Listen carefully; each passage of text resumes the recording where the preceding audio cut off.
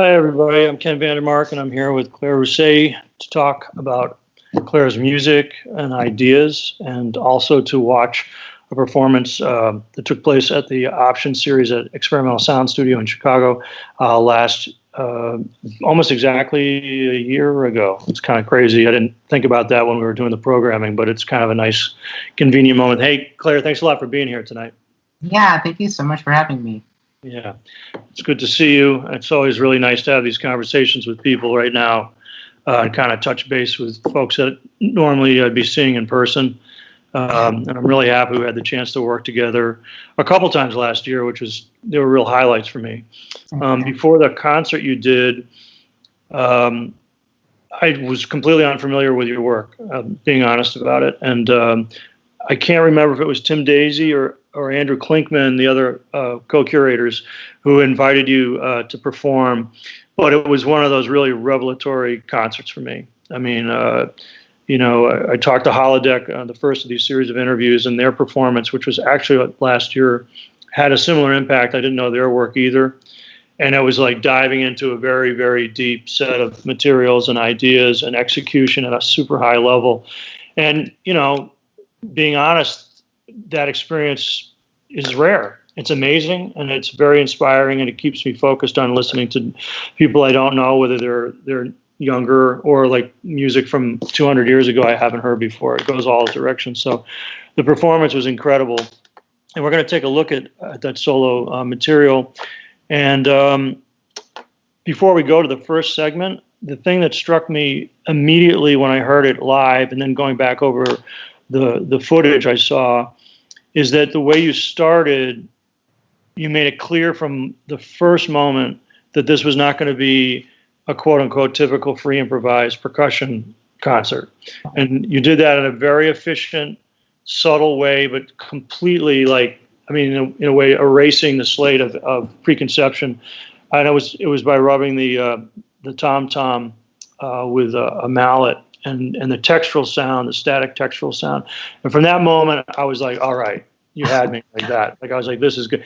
And you went from there dealing with, it's an unconventional setup, and we can talk about that a little bit before we listen to the music, just how you thought about the setup. And one thing that immediately after that first moment was the way you brought in the different components to the performance. You did a thing where you changed the pitch on the tom by raising the lugs a little bit and down. You turned that into part of the sound and performance with the noise and the clanking. You brought in the bell, or the bowl rather, and those elements, the way they became compositional components, and the way you built that, it reminded me very much of this recording by Bernard Parmigiani, I'm going to say it wrong, Natura de Sonorum, where he does a very similar thing on that record with these components, and then it's a play between these. So you know what the material is, and then the surprise and tension becomes how they get manipulated.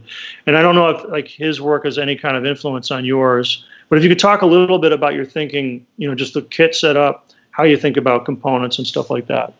Yeah, definitely. For that specific part of the piece, like the first beginning, I can't remember if it was 5 to 8 minutes or something like that. Mm-hmm. Typically, if I go into a performance and I feel like I'm trying to not prove anything, but I know it's an audience that hasn't heard me kind of do my solo work or my thing or whatever you want to call it before. I try to focus on one object and then kind of bring things into that in more of a physical and visual way rather than focusing on the sound from the very beginning. Because I think depending on what your background is, the sound that you're hearing can be a little bit jarring, or maybe you're kind of put off by what's going on. But if I say, this is what I'm doing, I'm focusing on this instrument, the floor tom, you're very familiar with it, and I'm going to rub something on it that you're also familiar with, but maybe the sound or texture that comes out of it is not exactly something you would expect or kind of figure would be the beginning of this piece. Mm-hmm. I'm slowly bringing other items in that are people are either more or less familiar with, like the drum key, loosening the lugs, and eventually there's like tin cans and bells and all that kind of stuff. But kind of establishing like a common ground with the people that might be there in the audience. I think that's really important. Not to completely, not that it's, I'm trying to make any sacrifices or anything, or it's... No, it's not compromised at all. No, it's kind of just wanting to be on the same page with the people that are in, especially for, live performances, which we don't get to do very much right now, in-person performances.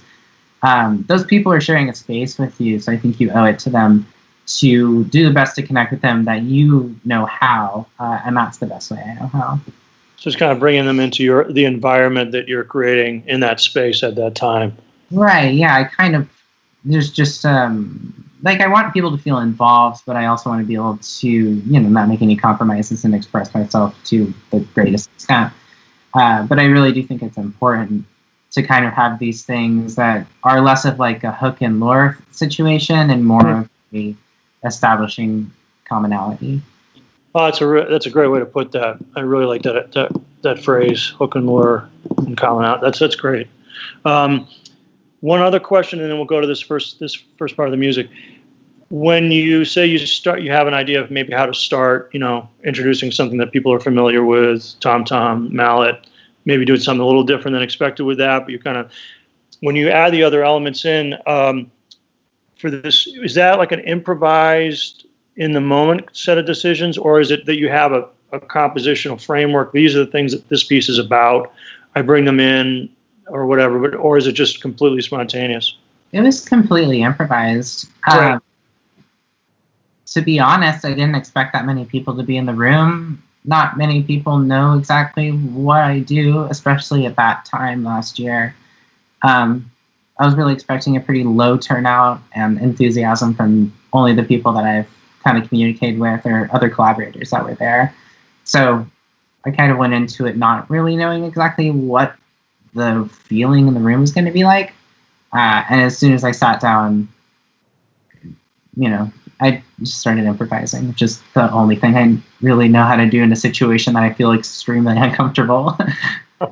Wow, I mean, it was fantastic. Let's listen to this first segment. Hey, Alex Inglesian, the master at the boards, could you start section 1? This is Claire Rousay. You're listening to Option, Archive, and Interview every Monday night at 8 p.m. And real quickly, this is one of the ESS quarantine concerts, and as with all the concerts, if you donate during this performance and discussion, all the money will go to Claire. So please contribute. Easy to do. Go to ess.org, and the funds are greatly appreciated during this time more than ever. So this is Claire Rousay solo on the Option series.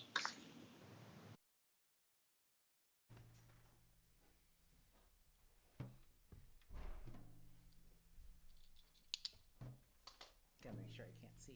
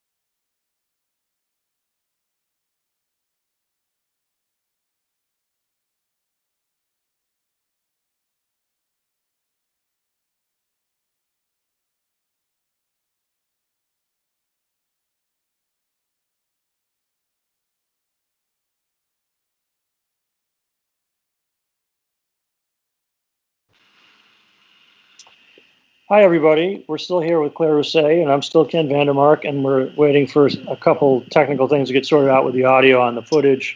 Hi, everybody. We're still here with Claire Rousay, and I'm still Ken Vandermark, and we're waiting for a couple technical things to get sorted out with the audio. Including me. I'm a technical problem now, too. Yeah, we're going to come back to that and check it out.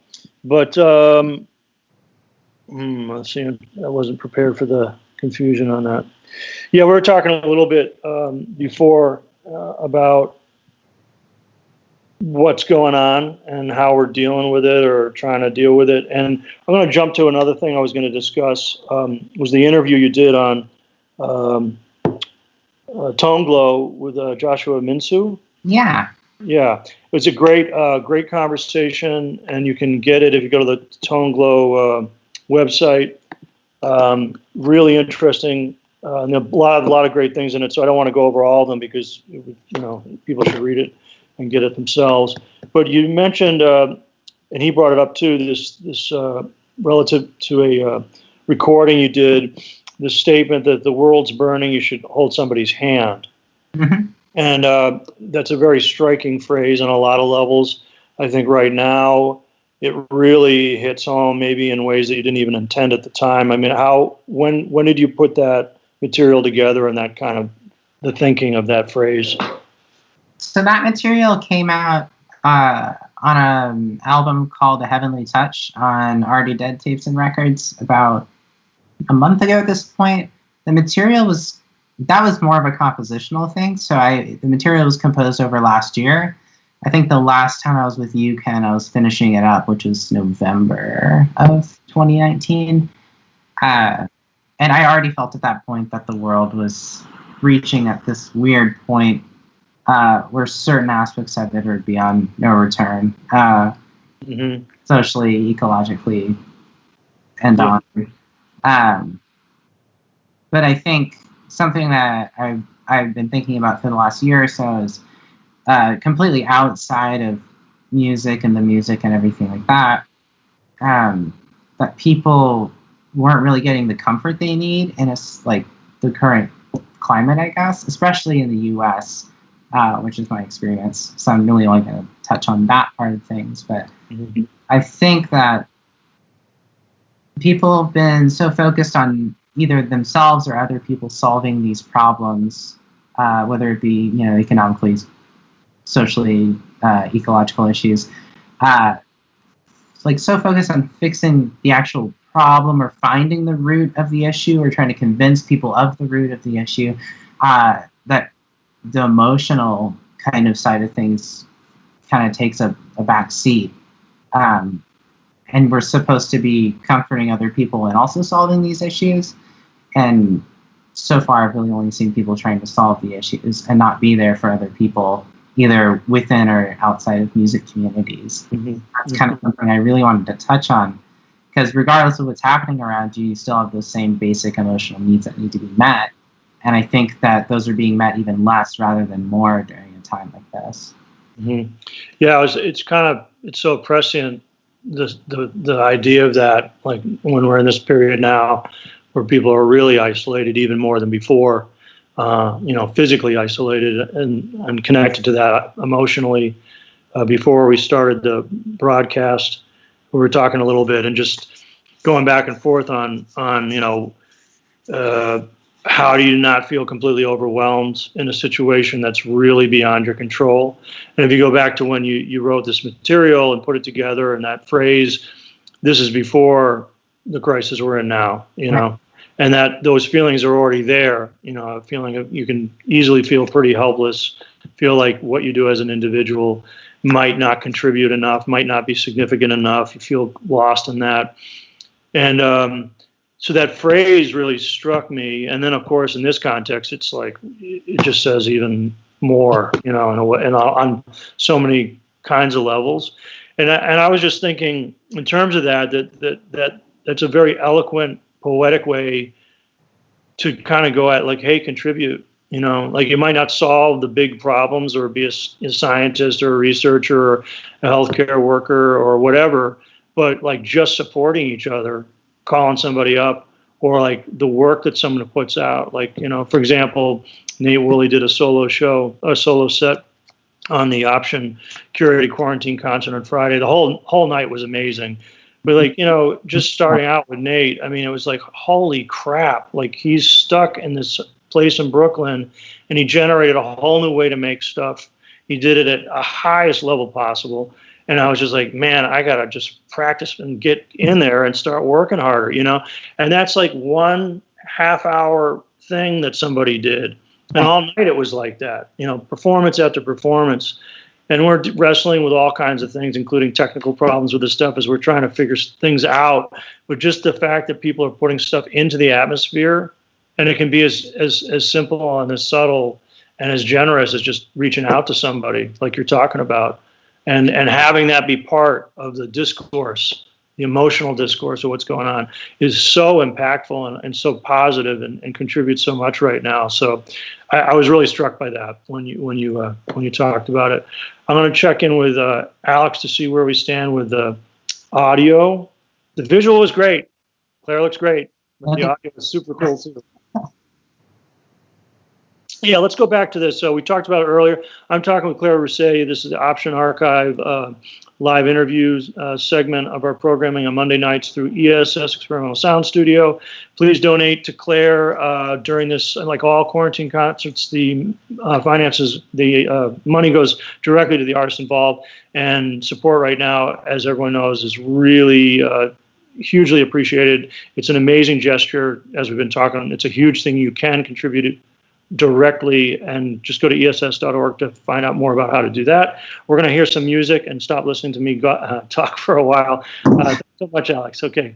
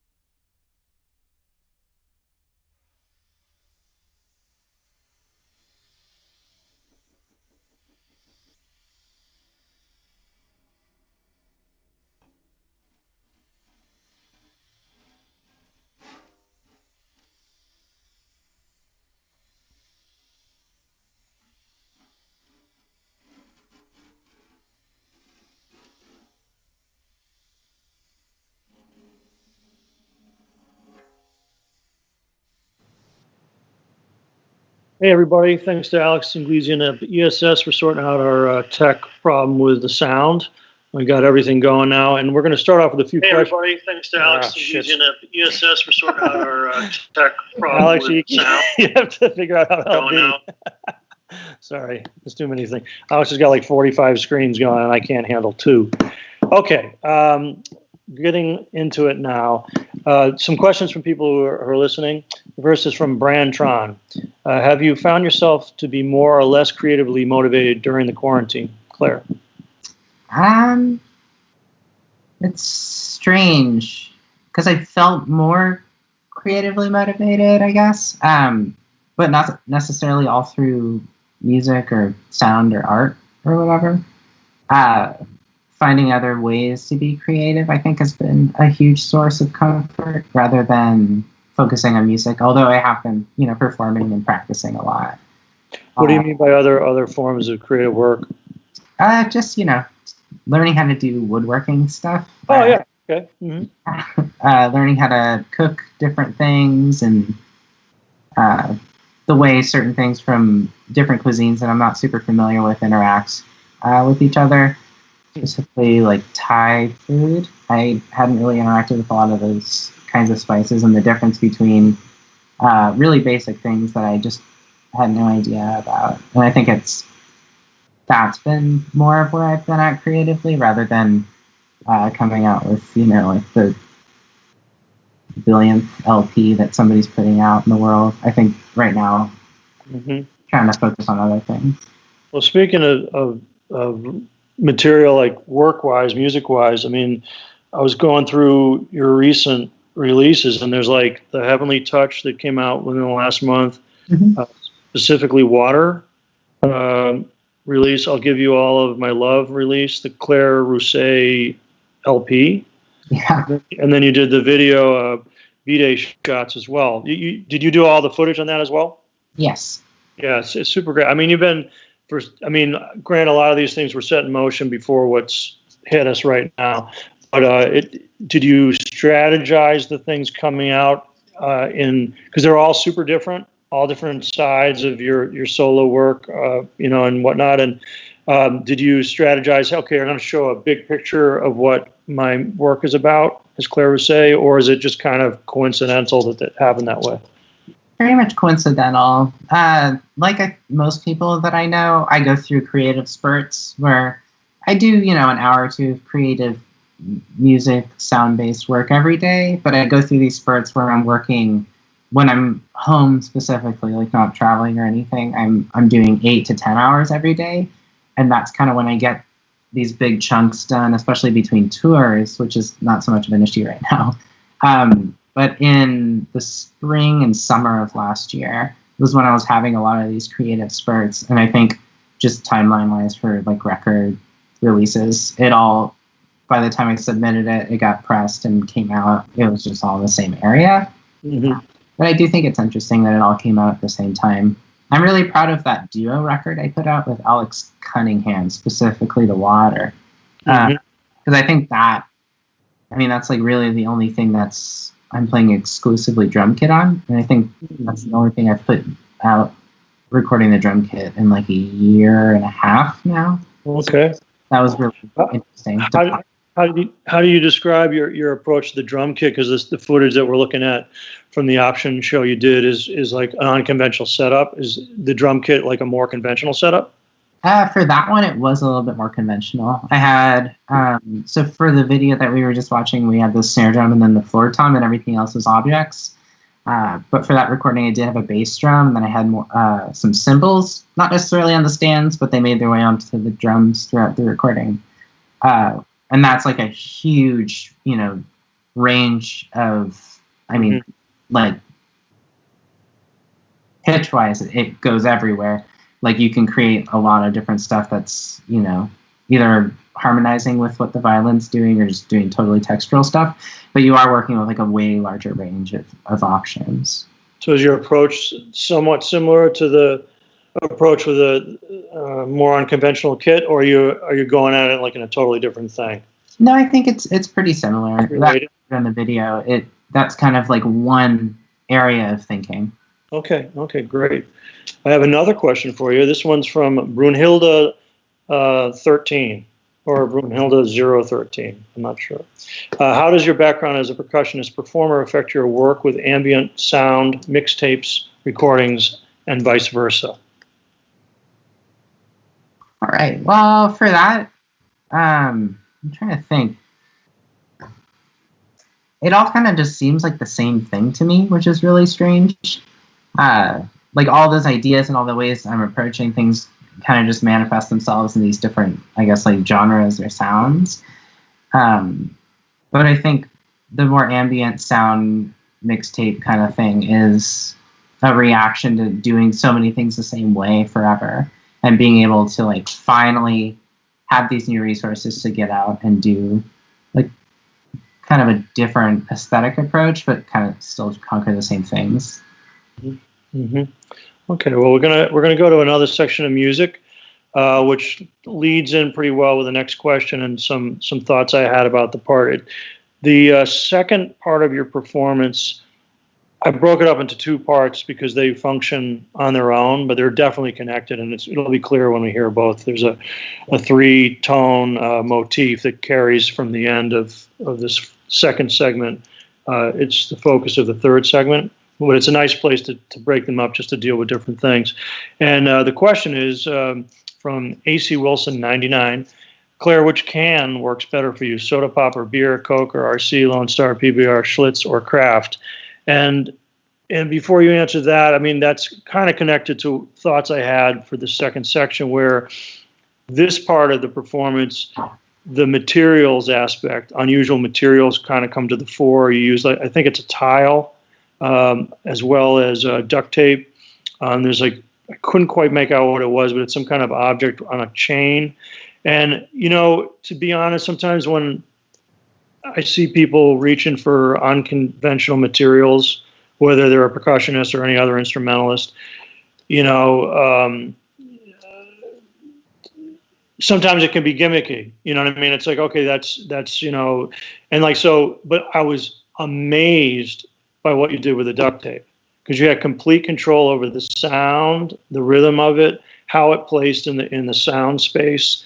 It wasn't a gimmick at all. It was a specific material that you needed for that specific quality, and that would just ratchet the whole thing up. Like that whole concert, I sat in the engineering booth because I try to get out of the way so more people can be in the room with the performers, and I was like basically jumping up and down in my seat in there. This is super great. So I guess to answer AC William 99's question, what's your favorite can?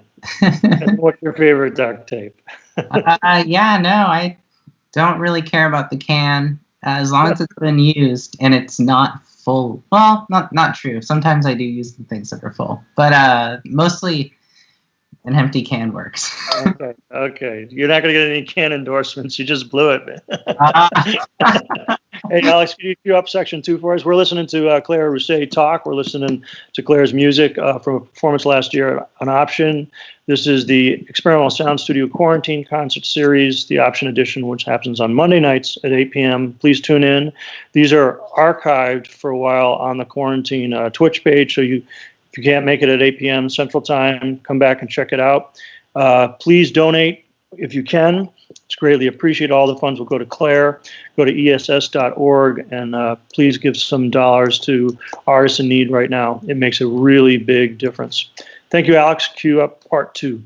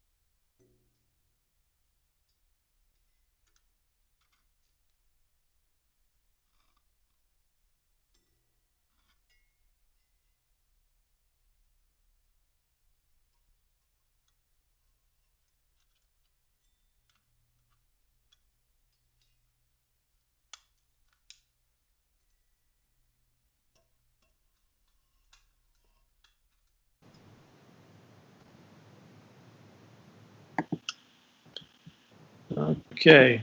We're back with Claire Rousay. I actually think I got my technical stuff a little bit more under control. And we got some more questions from the viewers out there. Thanks for tuning in. It's great to be talking with Claire. Next week at the same time, I will be talking with Joe McPhee, and we'll be presenting a solo concert by Susan Alcorn. Joe and I have worked with Susan in a trio. It's been very exciting, and we're going to talk about the idea of collaboration, a little bit about Susan's work. And getting to talk to Joe McPhee is always a super honor, and he's incredible, as are you, Claire. And thank you very much for being with us. The first question is from D. Destructo. Your sound reminds me of Japanese music. Would you say that that is an influence?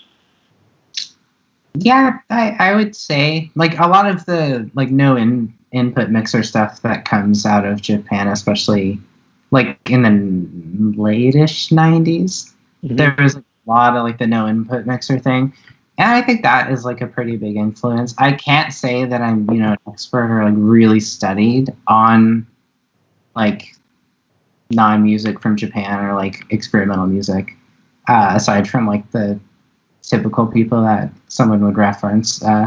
But yeah, I would say like there's a certain scene that I gravitate towards and have listened to and taken things from. Like, could you name a couple of musicians? Honestly, no. I've listened to so many of these compilations where there are 40 or 50 people on them. Oh yeah, okay. I'll find a thing in my computer during the break, but it's seriously crazy. Like these compilations where everybody's collaborating on different tracks, and there's 50 or 60 tracks on there that vary from 30 seconds to 60 minutes. Okay. And it's like 50 musicians. It's really insane. Okay, well, on the break, when we go back to your music, maybe if you could dig out a couple names of people that you, and that'd be super cool. Because I'd just like to know. It'd be informative. Another question from Matt Pyatt. Claire, your work strikes me as uniquely in touch with self-awareness, which makes it so affecting. How do you reconcile being so personal or related to the self during something like a solo performance? What is going through your head? Is it cathartic? I wouldn't say it's cathartic. I think the self-awareness comes from being kind of uncomfortable. Not like I really don't like being the center of attention, which performing anything kind of makes it difficult. But I try to put as much of myself out there as I possibly can.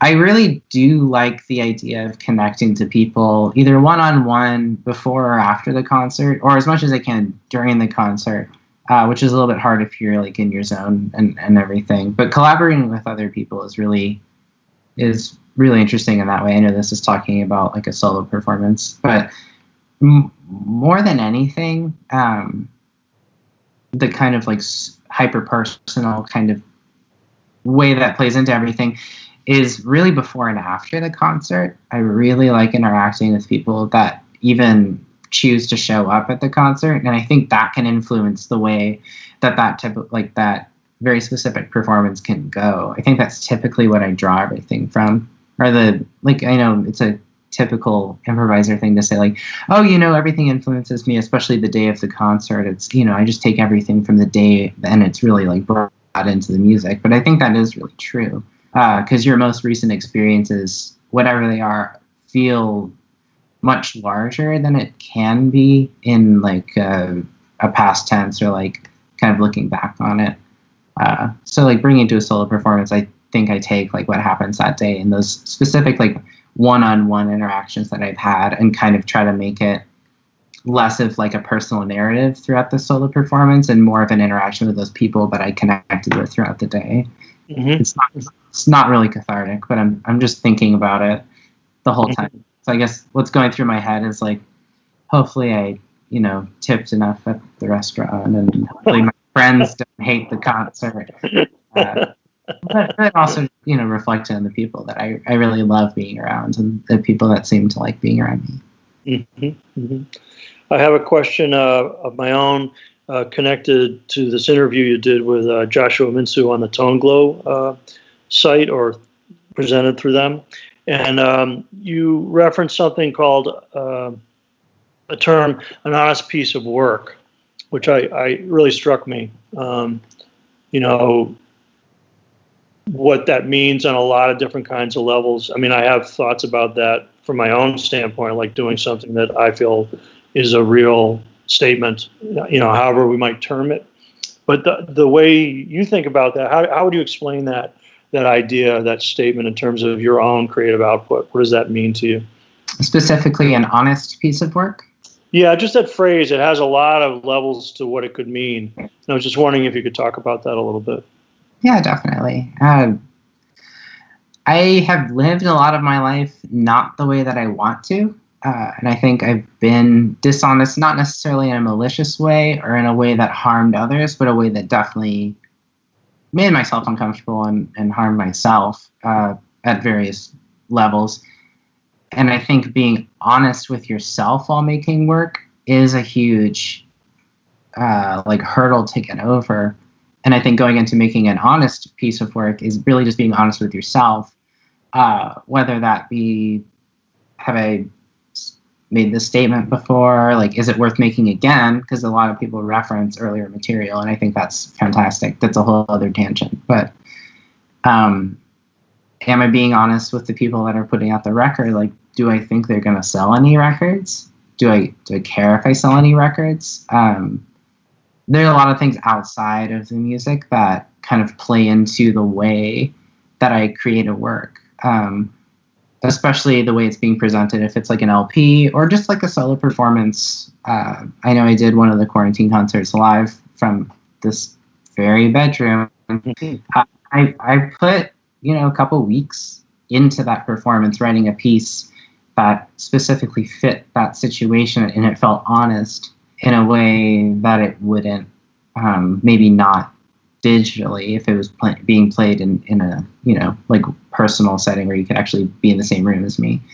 But yeah, no, I've really just not been honest with myself within the work and also personally throughout different points of my life. And I think I always make things that, regardless of if they do well or, make a huge impact for other people that are, whether reviewing it or buying it or something, it does generate the most like emotional and kind of creates this connection with me and other people, or just, learn more about myself. I think things that probe further questions proves that the work is, honest to what you're experiencing and doing. I kind of don't like doing things that feel like the end of a statement.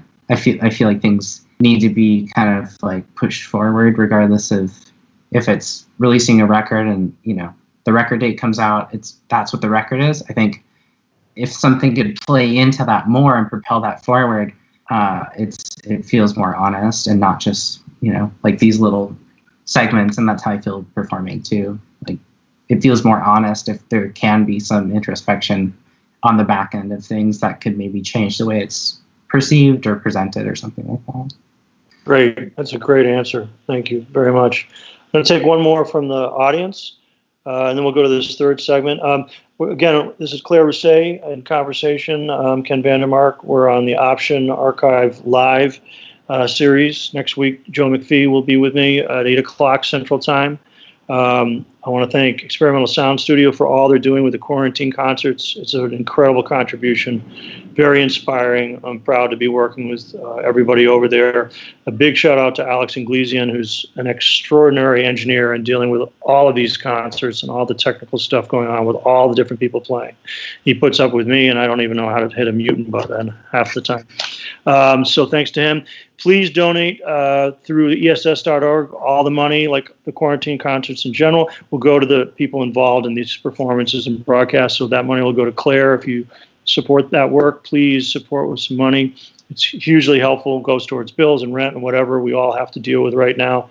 Without concerts, making those bills is a lot tougher, as we all know. This next question is from Mint Cake Time. Many people are saying that Claire's upcoming pop album will change the game forever. Claire, how are you preparing for international pop stardom? I couldn't tell you. Never been popular or a star. I do really like pop music, though, and I really enjoy being a part of pop recordings. It's been a huge part of my life, as it has for everybody. If you listen to the radio, you like songs, pop more, and kind of like the way that things are structured, and like songs, rather than whatever comes with it politically or economically. But I do really like songs, and I am very happy to be collaborating with people who play songs on a bunch of upcoming records. So is there an upcoming pop, quote unquote, pop record you're going to release that's more song based? I have a bunch of people that I'm working with right now, and most of them are very good songwriters. And it's a collaborative effort, definitely. But I will be part of a pop release. Okay. Pop in a very loose sense. Okay. Well, I look forward to that too. Hey, Alex, let's listen to this last section before you cue it up. This is connected to the second segment we listened to. There's this really nice moment between these two quote unquote parts, as I designated them, where you can see you thinking, at least that's my perception of it. Like, do I continue with this? Do I continue with aspects of this? And there's a moment where it almost becomes like a separate piece, but it relies on this 3-tone pattern with a couple of metallic objects and then this bell. And that keeps going for a while. This is only like a couple minutes long, but it's super effective.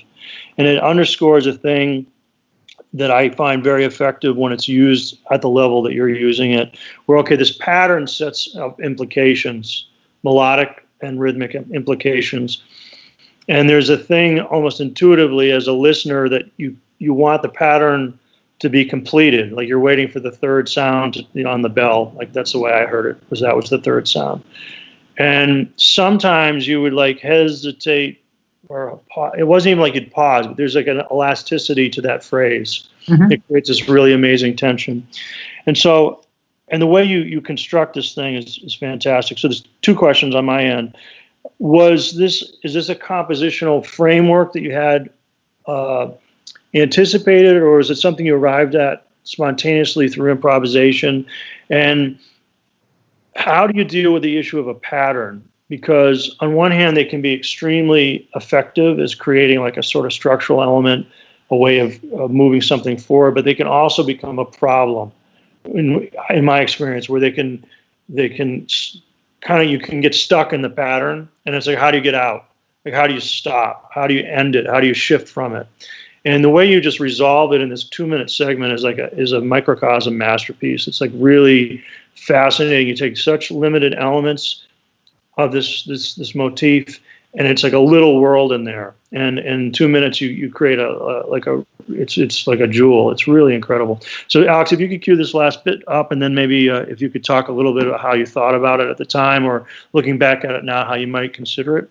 Thank you very much. This is Claire Rousay solo.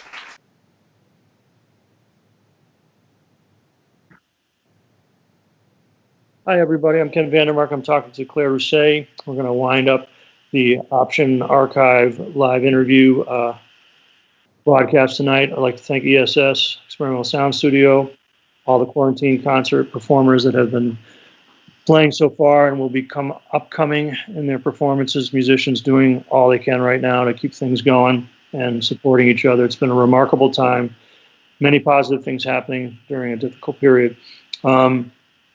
So just before we kind of take maybe a couple more questions, if there are any from the audience, that pattern I was talking about, this 3-tone pattern, did you just arrive at that spontaneously and kind of utilize that as a compositional framework, like a spontaneous compositional framework, or is that something? Okay, so it was totally improvised.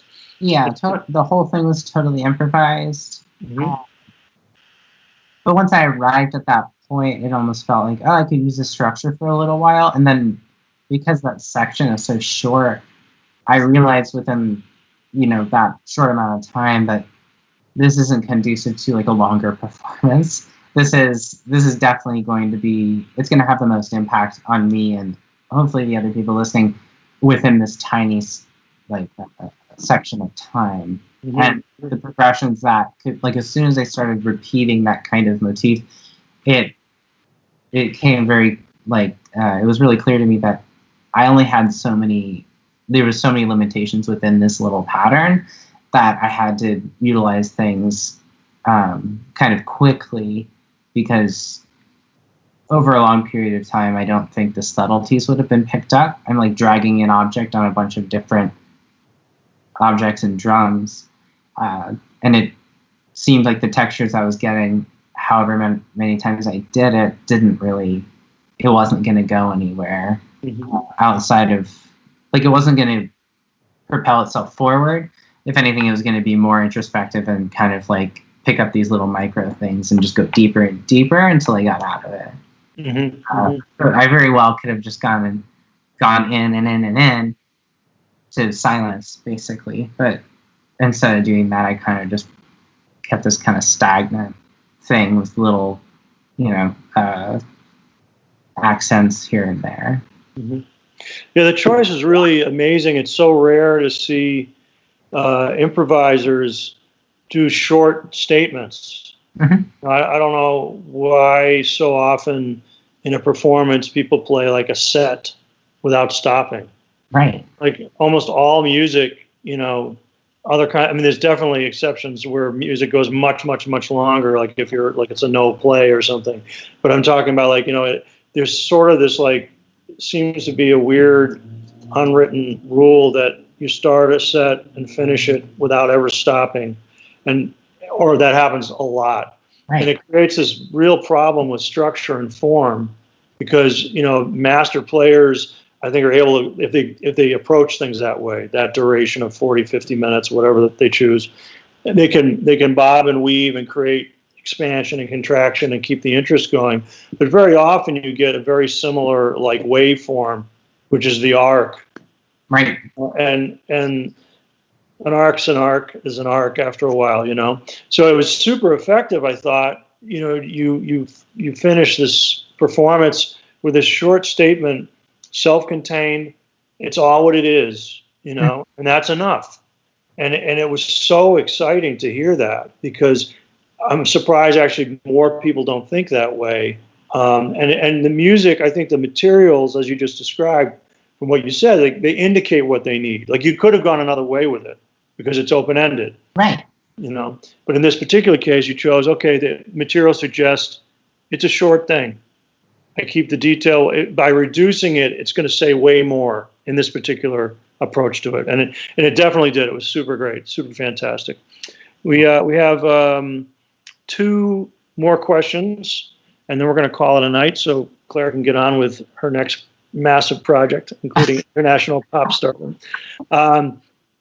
Again, this is Claire Rousay. Please donate to Quarantine Concert through ess.org. All those funds will go to Claire, and they will be certainly appreciated. I'll appreciate it, because supporting musicians right now when there are no concerts is a great thing you can do as an individual, and this is really, really beautiful. Thanks to ESS. Thanks mostly to Claire for talking with me and for the music. There were so many other things I wanted to talk about, like the performance you did with Kim Alpert last November that I saw, which completely bowled me over. But I think you've got other things to do. So go to ess.org, donate to Claire's livelihood. And here's a couple questions and we'll sign off. Next week, I'll be talking to Joe McPhee at 8 p.m. Central Time. Please remember that these performances, discussions, and all the quarantine concerts, not just the ones on Mondays with option, are archived on the Twitch platform. You can go back and check them out if you can't tune in live. They'll be there for a bit. You can see them, and I encourage you to do so. And always great to see you, Claire. Great to talk. Can't wait till we can play again. There's a lot left to do. This first one is from Mara. Hopefully that was enough R's. For Claire, I see in your practice a pattern of disavowal moving in the exact opposite direction of what you've done previously. Is this a pattern you see for yourself? Is this a deliberate decision? It seems to be the pattern currently. I'm moving further and further from the first statements I've made on the drum kit. There's only so much I feel like I can do with the drum kit, and there's only so much I feel comfortable doing too. I have a lot of qualms some of the statements I've made over the years, particularly in live performances, trying to make statements that I have no place making. So I think I'm moving in a direction using different elements and different tools, and it kind of is just manifesting itself in a different way. It is intentional. Sorry to interrupt you, but could you explain what you mean by things that you, I'm paraphrasing, but like you had no business doing? Like what kind of musical things are you referring to there on the drum kit? Mostly just, I don't feel comfortable commenting on different traditions that I wasn't educated in. Mm-hmm. I see a lot of people using different instruments that they maybe don't know how to use correctly, and then use them kind of like we were talking earlier as like a gimmick. And they don't know the history of the instrument. They don't know how to use it properly. And I'm not, although it is a bad thing, I'm not necessarily talking about a cultural appropriative kind of thing. It's more of like it does fall in that category, but I just feel a lot of people use different instruments in a way that maybe they weren't intended, and I think that's totally fine, but learning the history and maybe being a person brought up in it or educated in it is a little bit of the work you have to do before you can start using those things in an unconventional manner. Also, just, I mean, I know a lot of people who play, jazz or something will comment on heavy metal music, whether it's good or bad. And I think a lot of those times not necessarily anybody I know, but I know, like, if you're making a comment on that or kind of playing an idea and commenting on it within the performance that you don't really have any business interacting with, it can be a little detrimental, like within the performance, especially in a group setting. Like a lot of musicians who come from different backgrounds and play together, I think that's a beautiful thing. And mimicking somebody else's background, especially if you're performing with them, you're never going to do it as well because it's not it's not your tradition. But if you're brought up in it and you know about it, I think you can do it well.